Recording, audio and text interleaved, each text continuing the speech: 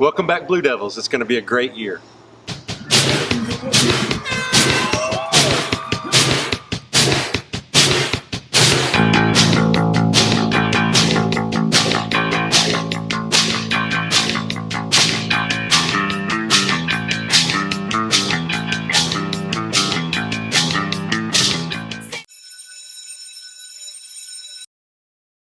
I'm Tori Roden.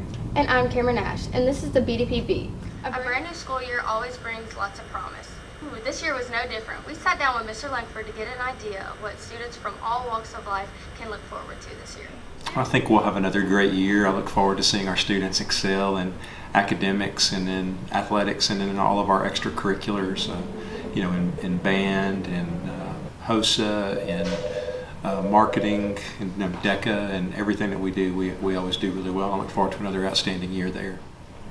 What do we have planned for school assemblies? Like any teacher talent show, or are we going to have a talent show this year? I think we'll have the talent show. We'll have faculty follies like we did last year. We'll do our intramurals again, and then we'll have a couple. We're actually working on an assembly right now, right before prom, to warn about the dangers of drinking and driving. We'll have a few interspersed throughout the year, and then, of course, our pep rallies, and then we're going to dress up for Halloween on that Monday. Students weren't the only things flooding the hallways of the newly renovated building the first 2 weeks of the new year. As most of you know, there were some troubles with the bathrooms all along the main building. Sewage backed up to stalls not having doors, and students had to use their teachers' lounges and bathrooms. How are the renovations going? We're closing out. We're really close, but it's just there are a lot of odds and ends. So hopefully by the time we return from Labor Day, we'll have everything done. The Boys of Fall hit the field with a lot of pomp and circumstance. Our first pep rally in the updated gym rallied against crosstown rivals Heritage.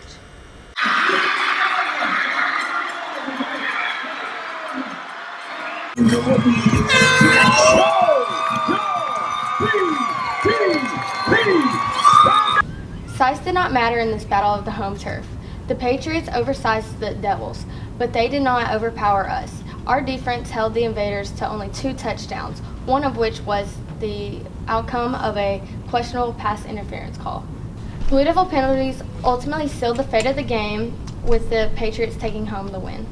Friday was not a complete loss for the Blue Devil Nation. Hype was needed to fill our student section, and nobody amped up the hype more than our cheerleaders and band, as well as a few choice words from Coach Hamilton. First-year drum major Aubrey Harmon led the Band of Pride during the halftime in front of the packed house. Of course, preparation for such a performance doesn't happen overnight. Well, we do a lot of self-assessment. So basically, anytime we practice, rehearse, anything that we do, we're constantly using feedback from that to try to find ways to improve on what we've done. Whatever didn't go well for us, we use that to determine what we need to do next. The band has their first competition coming up really soon, so come out and support them. They practiced a lot over the summer and are prepared to bring home another Eagle Trophy. Led by seniors Lexi Murphy, Keely Kudrell, and Haley Worrell, the cheerleaders this year are ready for competition. After winning 3rd place at the Cheer Sport Nationals last year, the squad has its sights set on placing even higher and doing an uncharted waters. We used to always compete with Cheer Sport, which is a huge company, but they aren't allowing schools to compete with them anymore.